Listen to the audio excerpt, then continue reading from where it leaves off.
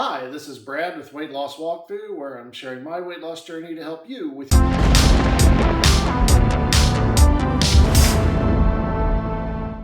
Well, another week's in the books, week 21.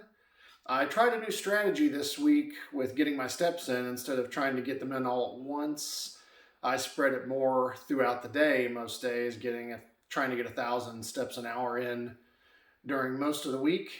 The results, kind of mixed. I'll show you the numbers here in a minute and explain just what I mean. All right, here we have the results. You can see my weigh-in was 328.8 pounds, so I'm down 1.6 pounds for the week, which is on the low end of the average, 0.5% to 1% of your body weight per week. And as we get further into the numbers, I'll explain more about what I changed this week and and how it's affected the numbers. And as you can see here for the week, over 129,000 steps last week, almost 130,000. So definitely had no problem getting my steps in. Had over 16,000 every day and had over 30,000 on one day, which is my highest so far. So as far as getting the steps in, the new plan, breaking it down and walking 1,000 steps every hour, has worked pretty well. But as we go further into the numbers, I'll kind of explain why I think that it may ultimately not be the best idea, even though I am going to give it another week.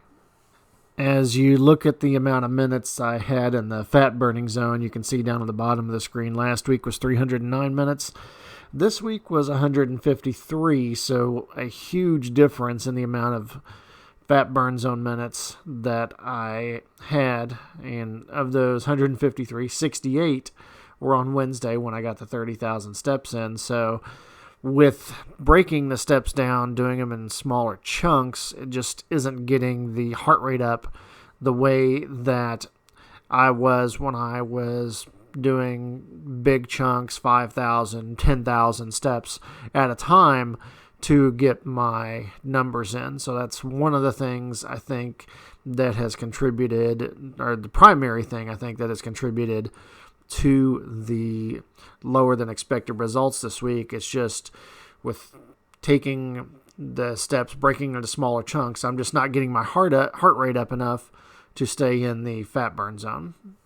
However, if you look at the calories that I burned during the week, last week was 35,257, the week before 35,504. It seems like there's not much difference, and that's why I am going to go ahead and try this method for another week. I want to have more information on it before I decide whether it ultimately is going to be good or is going to be bad, because the results, one set of results says, yeah, it's probably not the best idea, but then another set of results says really shouldn't make much of a difference. So I just kind of want to see more data before I make a decision on if this is going to be the way that I continue to get my steps in long term.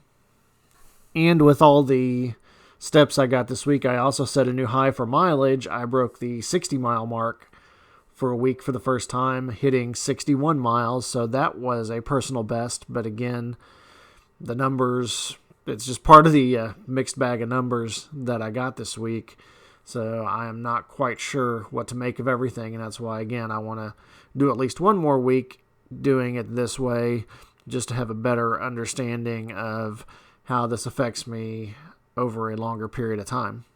You can see for the week the calories were a little bit over what I wanted to do, 2,500, but most of that was over the weekend. I was helping a friend move, so did have a lot of extra activity and did eat a little bit extra too. Got hungry, moving a lot of heavy furniture, but it really wasn't all that much, and it shouldn't have really affected the numbers. I think the biggest variable that I want to keep track of going forward is just measuring how the new method of getting my steps in is affecting my overall fat burn, because I've had numbers higher than that as far as calorie average and still pulled bigger weight loss numbers. So I really don't think the food was all that big of a deal.